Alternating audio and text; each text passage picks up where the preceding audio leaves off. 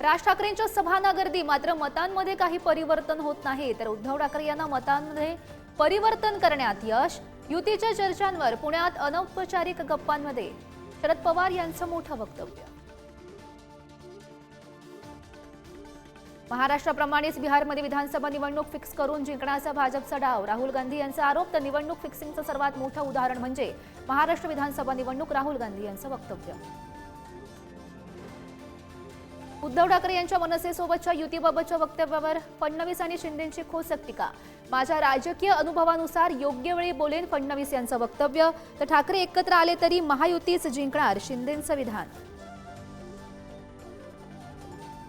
भास्कर जाधव यांचा ठाकरेंच्या शिवसेनेला घरचा आहेर। पक्ष सोडून कुणी गेलं तरी काय फरक पडतो असं बोलून चालत नाही। ठाकरेंच्या शिवसेनेतील आउटगोईंग वरून भास्कर जाधव यांचं वक्तव्य। राज ठाकरे यांच्या उपस्थितीमध्ये मनसेच्या पदाधिकाऱ्यांची बैठक। मुंबईतील मनसेच्या संघटनात्मक स्थितीचा घेतला जाणून आढावा। पालिका निवडणुकीच्या तयारीवरही खलबत।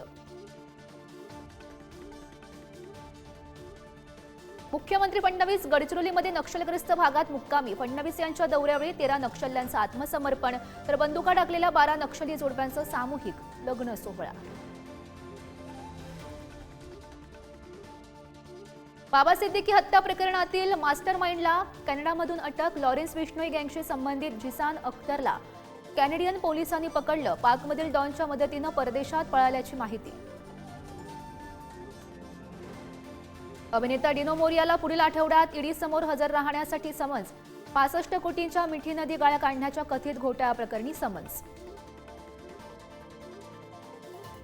भाजपचा पदाधिकारी ओमकार कदमला पुणे महापालिकेमध्ये प्रवेशबंदी। आयुक्त नवल किशोर राम यांची धडक कारवाई।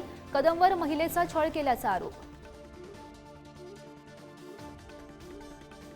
कल्याणमधील दुर्गाडी किल्ल्याच्या पायथ्याशी शिंदेंच्या शिवसेनेचं घंटानाद आंदोलन। बकरी ईदमुळे किल्ल्यावरील मंदिर पोलीस प्रशासनानं बंद ठेवल्यानं घोषणाबाजी। पोलिसांच्या भूमिकेवर शिंदे सेनेचा आक्षेप।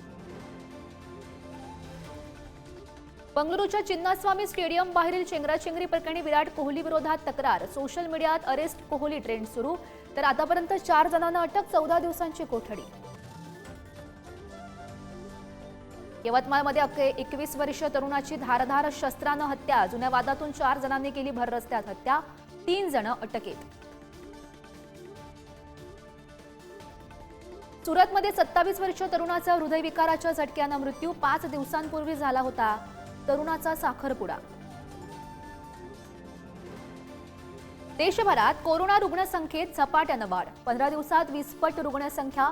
देशात 5000हून अधिक सक्रिय रुग्ण, तर राज्यात 114 रुग्ण। आज संपूर्ण देशभर बकरी ईदचा उत्साह। मुस्लिम बांधवांकडून ईदची नमाज अदा।